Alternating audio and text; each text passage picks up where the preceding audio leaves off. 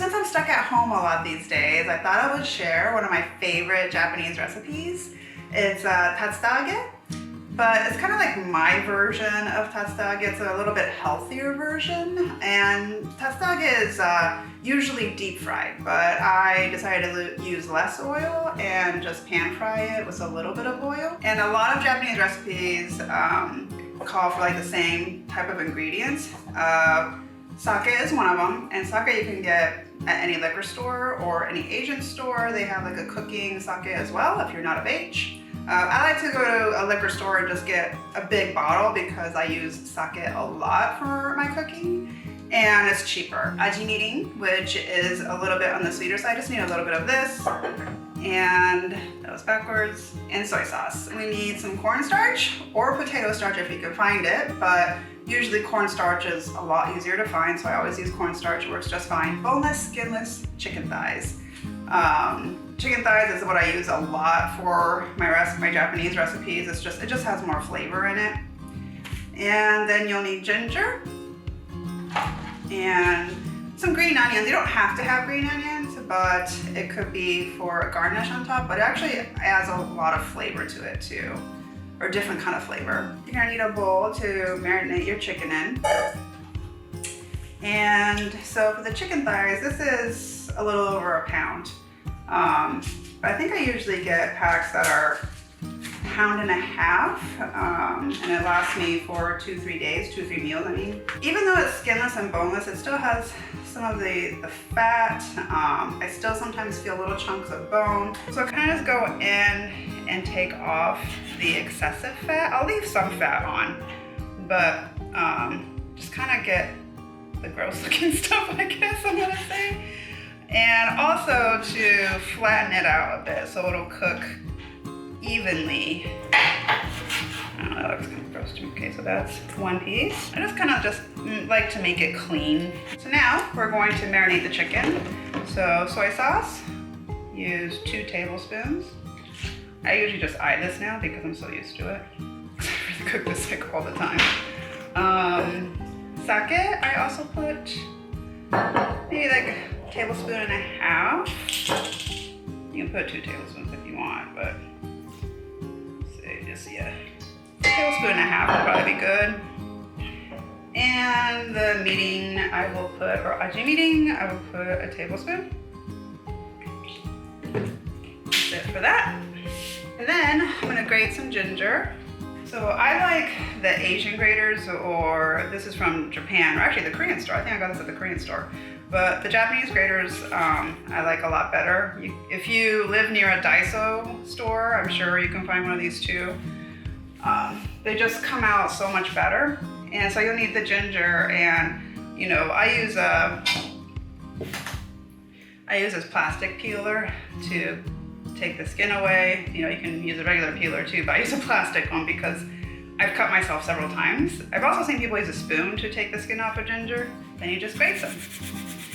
And this, you know, really depends. I would say 1 tablespoon. If you really like ginger, maybe do 2 tablespoons or 1.5 tablespoons. I just kind of eye it. I usually do probably about 1 tablespoon. So that's with the ginger and the soy sauce and all those other ingredients. So then I usually get chopsticks and I just kind of swish it around. You can use a fork too, of course, if you use a fork or tongs. And just let it sit for about 15-20 minutes. Also, if you want ginger to last for a while, I usually put it in the freezer, and it lasts me probably for about a month. All right, so while we're waiting on the chicken to marinate, we can cut some green onions if you would like green onions as a garnish or on top.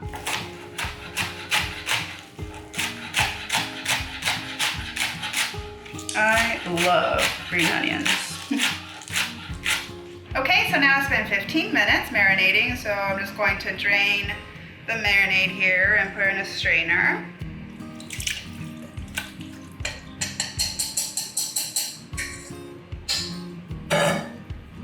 Just make sure you get all that excessive liquid out. Then I'm gonna put it back in the bowl. Next, Next, I'm going to add some cornstarch to this. Tablespoons, probably, I'm gonna say 2 tablespoons. A little more than 2 tablespoons. Just mix it all up. Yep, looks like it's got all the cornstarch on the chicken. And now it's time to cook the chicken. All right, so I got my frying pan, and I usually put like tablespoon to 2 tablespoons of oil in here. So it's just, you know, a real thin layer of oil. So then you let the oil heat up for a little bit, maybe 2 to 3 minutes. A couple minutes, just stay nearby to feel it, because it's not that much oil. And now I'm just gonna take the chicken and lay it in the pan. Now if it starts going crazy and you hear lots of sizzling, take it out and start over, because that means the oil is way too hot. Okay, so we've got that in there. And just, you know, cook each side for about maybe 3 to 4 minutes. Then about 3 minutes, and then I flip this over. And then you can see that it's a nice golden brown color, which is perfect.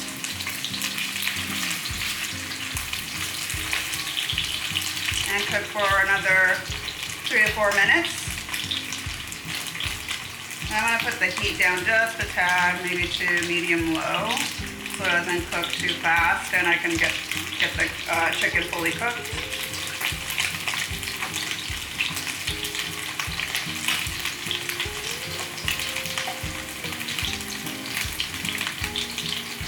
Okay, so some of these chicken pieces should be ready because they're a little bit thinner.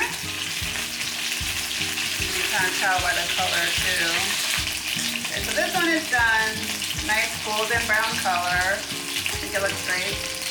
So once the chicken's done, I just put it on the paper towel so it'll take out more of the oil.